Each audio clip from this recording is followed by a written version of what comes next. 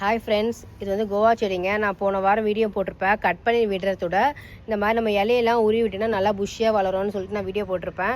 பாருங்கள், அது ரிசல்ட் தாங்க. நம்ம கட் பண்ணி விட்டால் இந்த சைட்லேருந்து ரெண்டு மேலே முனையில் நம்ம டிப்பில் கட் பண்ணி விட்டால் 2 பிரான்ச்சஸ் தான் வளருவாங்க. இலையை உருவி விட்டால் பாருங்கள், அங்கே கோவா செடியில் பாருங்கள் எல்லா கனவுலையும் வந்து பிரான்ச்சஸ் வருது பாருங்கள். இந்த பக்கம் பாருங்கள், இங்கே பிரான்ச்சஸ் பாருங்கள், எல்லா கனவுலேருந்தும் பிரான்ச்சஸ் வந்திருக்கு பாருங்கள். இங்கே இந்த பக்கம் பாருங்கள், இது பாருங்கள். இந்த மாதிரி கட் பண்ணி விடுறதோட கோவா செடிக்கு வந்து நம்ம வந்து புஷ்ஷியாக வளர்க்கணும்னா கட் பண்ணியே விடாதீங்க. நம்ம இலையை மட்டும் உருவி விட்டுருங்க. இது ஒரு டிப்ஸுங்க.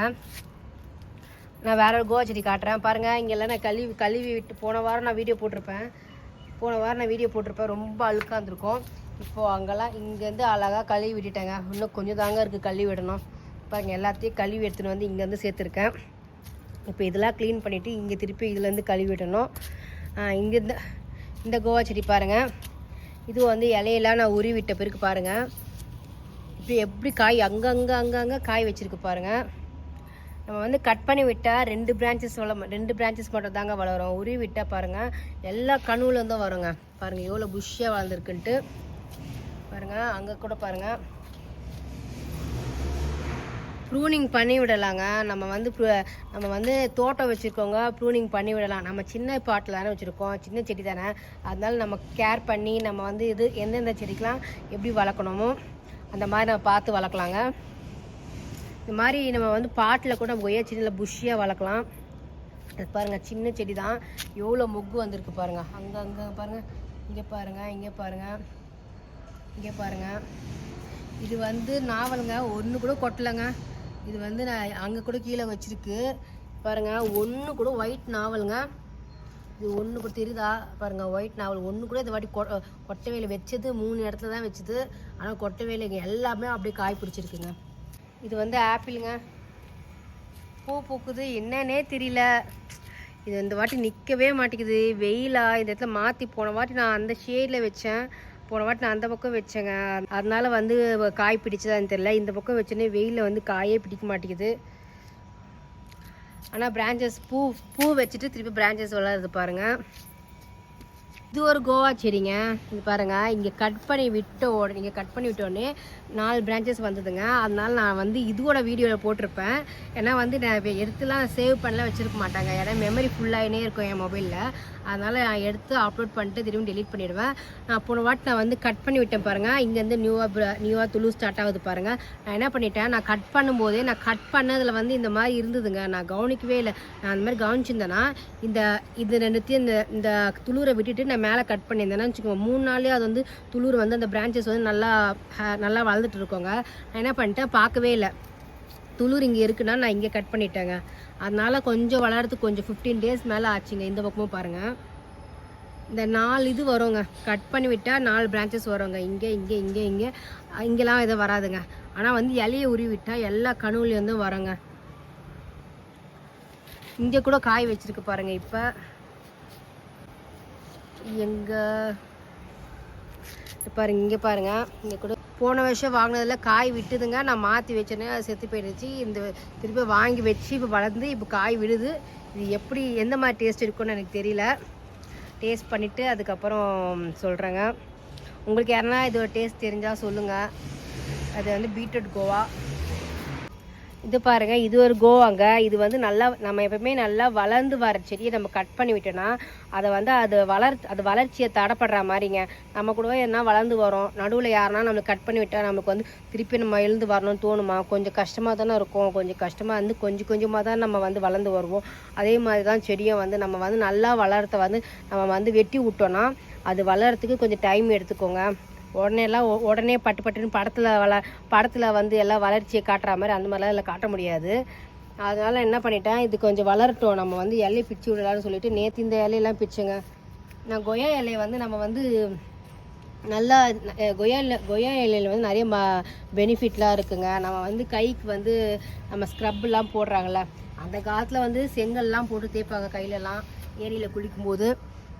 இப்போ வந்து ஸ்க்ரப்பு அந்த மாதிரி நிறைய க்ரீம்ஸ்லாம் வந்திருக்கு. நம்மலாம் நான் அதெல்லாம் போட மாட்டேங்க. இது மாதிரி இப்போ தான் கொஞ்சம் கொஞ்சமாக ஏன் இலையெல்லாம் வேஸ்ட் பண்ணோம், கீழே விழுந்தாலும் வேஸ்ட் ஆகுது. கீழே விழுந்த பாருங்கள் இப்போ எவ்வளோ நீட்டாக இருக்குது பாருங்கள். இலையில அவ்வளோ இலையும் நேற்று கழுவி தள்ளவே முடியலங்க, அவ்வளோ கஷ்டமாயிடுச்சுங்க. எனக்கு கை வலி கால் வலி உட்காந்து ஒரு இடுக்குலேயும் குடிஞ்சு கழுவுறது ரொம்ப கஷ்டமாயிடுச்சு. ஆனால் டைல நல்லா தூங்கிட்டேன். ஆனால் ரொம்ப கஷ்டமாக இருந்துச்சுங்க. அதான் ஏன் இலையெல்லாம் கீழே விழ வைக்கணும், நம்ம வந்து நம்ம தேவையில்லாமல் நம்ம எல்லா மரத்தில் உள்ள இலைங்க அவ்வளோ பெனிஃபிட் தாங்க. அதனால் இதை அப்படியே எடுத்து நம்ம கையில் போட்டு நல்லா ஸ்க்ரப்பர் மாதிரி தேய்ச்சோன்னா நல்லா கை ஆன்டி ஆக்சிடென்ட்லாம் இருக்குதுங்க. கையெல்லாம் கொஞ்சம் டேனாக இருந்துச்சுன்னா அந்த டேன்லாம் போகுங்க. அதுக்கு தாங்க இது. இந்த பிஞ்சு இலையெல்லாம் விட்டுடலாங்க. இந்த பிஞ்சு இலையெல்லாம் விட்டுட்டு இந்த மாதிரி வந்து ப்ரௌனாக இருக்குது பாருங்கள், அங்கே மட்டும் நம்ம பிரித்தா போதுங்க.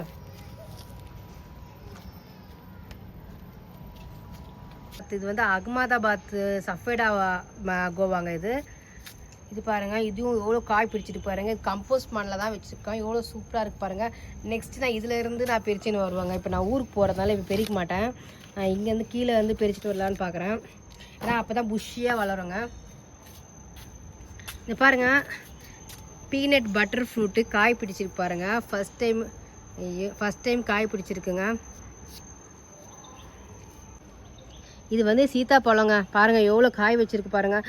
ஒரு வாட்டி காய் வச்சு திருப்பி வந்து இலை லீஃப் நியூ பிரான்ச்சஸ் வந்தது, ஆனால் அது எல்லாம் கருகி போயிடுச்சுங்க. அப்புறம் காய்கறி தூள் தாங்க போட்டேன். காய்கறி தூள் போட்ட உடனே பாருங்கள் எவ்வளோ பூ வச்சுருக்குன்ட்டு. ஆனால் இந்த பூவெல்லாம் நான் வச்சுருக்க போகிறது கிடையாது. ஏன்னா வந்து நம்ம வளரும் போதே இந்த பூவெல்லாம் பிச்சிடணும். இந்த பூவெல்லாம் பிச்சாதான் இந்த பிரான்ச்சஸ் வந்து திருப்பியும் நல்லா ஸ்டார்ட் ஆகி நல்லா ஹைட்டாக வளருங்க, நல்லா வளர்ச்சியாக வளரும். இந்த பூ இருந்துச்சுன்னா, இந்த பூக்கே சத்து போச்சுன்னா இந்த கிளை இதோட நின்றுடுங்க. இதுக்கு மேலே வந்து நல்லா புஷ்ஷியாக இது மேலே வந்து வளர்ச்சியே வராது. அதனால எல்லா பூவும் பிச்சிடணுங்க. நான் வந்து இப்போ நான் காய் அலோவ் பண்ணலான்னு, இப்போ காயில் அலோவ் பண்ண போகிறது கிடையாது. பாருங்கள் ஒரு இதில் எவ்வளோ கொத்தாக வச்சுருக்கு பாருங்கள். நான் எல்லாத்தையும் பறிச்சுட்டு நான் காட்டுறேன் எவ்வளோ பூ பிடிச்சிருக்கேன்ட்டு. இப்போ நான் செடியை வளர்க்கணுன்ட்ருக்கேன். நம்ம வந்து எங்கள் அம்மா வீட்லேயே சீத்தாப்பழம் மரம் இருக்குதுங்க. ஆனால் எதுவுமே காய வைக்கல, 1-2 காய் தாங்க வச்சுருக்கு பாருங்கள். இங்கே எவ்வளோ பூ வச்சுருக்கு பாருங்கள். எல்லாம் காய்கறி தூள் தாங்க நான் போடுறது. இந்த பிடிஓ ஆஃபீஸ் இந்த வாட்டி நான் ஊருக்கு போனால் பிடிஓ ஆஃபீஸில் வந்து அசோஸ்பெரியம்லாம் வாங்கிட்டு வந்து கொஞ்சம் காய்கறி செடிக்கு காய்கறி செடி வைக்கலான்ட்டு இருக்கேன். அங்கே பூ பாருங்கள், எவ்வளோ பூ வச்சுருக்கு பாருங்கள்.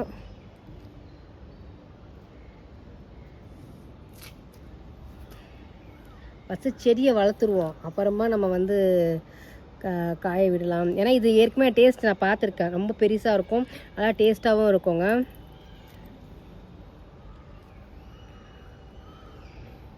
இது வந்து நான் கேபிஎஸ் நர்சரியில் தான் நான் வாங்கினேன். நிறைய பிளான்ட்ஸு க்ரீன்லேண்டில், கேபிஎஸில், அப்புறம் வேறு எங்கெங்கெல்லாம் கம்மியாக இருக்கோ நான் அங்கே தான் ஒரு பிளான்ட் வாங்கணும்னு நினச்சேன்னா 2-3 நர்சரியில் நான் விசாரிப்பேன், எங்கே கம்மியாக இருக்கோ நான் அங்கே தான் வாங்குவேன். ஆனால் இப்போ எதுவுமே வாங்குற மாதிரியே இல்லைங்க. இப்போ வந்து இருக்கிற செடியே எனக்கு காப்பாற்றணுன்னு நினைக்கிறேன். எல்லாத்துலேயும் ஃப்ரூட் வர வச்சுட்டு அதுக்கப்புறம் வாங்கிக்கலாம். இப்போதைக்கு வாங்குற மாதிரியே இல்லைங்க. இந்த லிச்சி செடி போனதுலேருந்து எனக்கு ரொம்ப மனசு கஷ்டமாக இருக்குது. இந்த நேரம் 3.5 வருஷமாக கூருக்குலேருந்து வாங்கிட்டு வந்து 3.5 வருஷமாக வச்சுட்டு இருந்தேங்க. அது லிச்சி செடி வந்து 3ஆவது செடிங்க. அந்த 3ஆவது செடியை விட்டுட்டேனேன்னு சொல்லிட்டு ரொம்ப எனக்கு கஷ்டமாக இருக்குது. மனுஷங்க மாதிரி தான் செடிங்களும், மனுஷங்க போனாலும் மனசு எவ்வளோ கஷ்டமாக இருக்கும், அதே மாதிரி செடிங்க போனாலும் ரொம்ப கஷ்டமாக இருக்குங்க. நம்ம காசு கூட டக்குன்னு வாங்கிடலாம், அது பெரிய விஷயம் இல்லைங்க. ஆனால் நம்ம வந்து ஒன்று போயிடுச்சுன்னா நம்ம அதையே நினச்சின்னு இருக்கேன்னு தோணும். எனக்கு அப்படி தாங்க. ஒரு செடி செத்து போயிடுச்சுன்னா அதையே நான் நினச்சிருக்கணும்னு அதையே நினச்சிட்டே இருப்பேன். மனசு கஷ்டம். இன்னும் எத்தனை செடி வாங்கினாலும் அந்த செடி மேலே தான் நமக்கு ஞாபகம் இருக்கும்.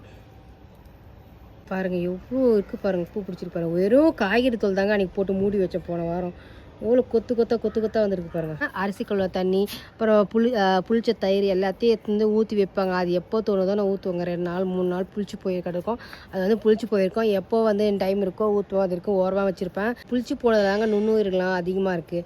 அதனால தான் நம்மளுக்கு வந்து செடி நல்லா வளருது. ஏற்கனவே பிடிஓ ஆஃபீஸ்லேருந்து நான் வாங்கிட்டு அந்த உரம்லாம் இருக்குதுங்க. அது வந்து எக்ஸ்பீரியே ஆகிட்டுருக்கோம்.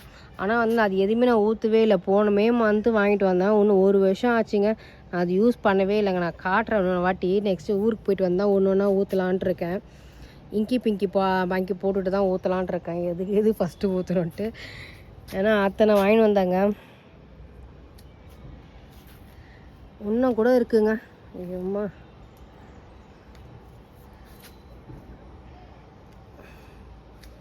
பாருங்கள் எவ்வளோ பூ பிச்சு போட்டிருக்கேன். இன்னும் நிறைய இருக்குங்க. நாளைக்கு மிச்சத்தெல்லாம் பிச்சு போட்டுருவாங்க. பாருங்கள் எவ்வளோ இருக்குது பாருங்கள். இந்த பாருங்கள் எங்கள் வீட்டில் வளர மல்பெரி பாருங்கள், சூப்பராக இருக்குது, கொத்து கொத்தாக இருக்குது. ஆனால் இது சின்ன 20 லிட்டர் டப்பில் பாருங்கள், 20 லிட்டர் பக்கெட்டில் வச்சுருக்கிறதால சின்னதாக தான் மரம் இருக்குது. இதில் தான் வந்து போன வருஷம் 2023 ஒரு சின்ன கிழங்க இவ்வளோ தாங்க எடுத்துன்னு போய் கொடுத்தேன். எங்கள் வீட்டில் வந்து செம்ம மரம் மட்டும் வளர்ந்துச்சுங்க, செம்ம காயாங்க. குரங்குங்க தான் வந்து அறுத்துன்னு மாதிரி ரெட்டாக இருக்கும் போதே வந்து குரங்குங்க வந்து அறுத்துன்னு போயிடுதான். இந்த சின்ன கிளை தான் எடுத்துன்னு போய் கொடுத்தா எவ்வளோ பெரிய மரம் மட்டும் வளர்ந்துச்சு. நம்ம எந்த சைஸ் பாட்டில் வைக்கிறோமோ அவ்வளோதாங்க மரம் வளரும், அதுக்கு மேலே வளராதுங்க. மண்ணாக இருந்தால் வச்சுக்கோங்க கண்ணாமுன்னான்னு வளருங்க. இந்த தொட்டியாக இருக்கிறதுனால நம்ம பார்த்து திட்டமாக நம்மளுக்கு எது தேவையோ, எந்த ஃப்ரூட்ஸ் நமக்கு தேவையோ நம்ம அதுக்கேற்ற மாதிரி நம்ம வந்து பாட்டில் போட்டு வச்சுக்கலாம். இது பாருங்கள், இது வந்து சூரியனம் செடிங்க. பாருங்கள் எவ்வளோ சூப்பராக இருக்குது பாருங்கள். எனக்கு வந்து இந்த நான் மட்டும் தான் சாப்பிடுவேன் இந்த ஃப்ரூட்லாம். அதனால் வந்து சின்ன பக்கெட்டில் போட்டு வச்சுருக்கேன்.